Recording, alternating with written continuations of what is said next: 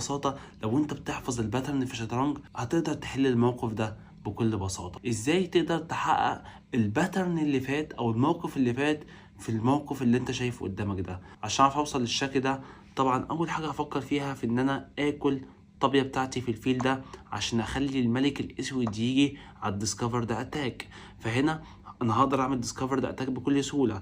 طب عشان اعرف اوصل للباترن اللي فات كان الحصان مراقب المربعين دول صح، فهجيب الحصان بتاعي فين؟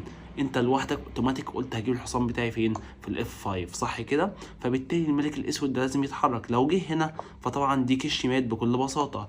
لكن لو هو مشي في الاتجاه التاني ازاي اعرف احقق الباترن اللي فات؟ الباترن اللي فات كانت الطابيه بتنزل هنا، بس لو عملت كده دلوقتي الملك ده هيهرب هنا. فبكل بساطه هضحي بالوزير بتاعي برضو في مربع الاف 8، اجبر الملك الاسود ان هو يكونني كده. انا قدرت احقق الباترن اللي فات او الموقف اللي انت شفته من شويه.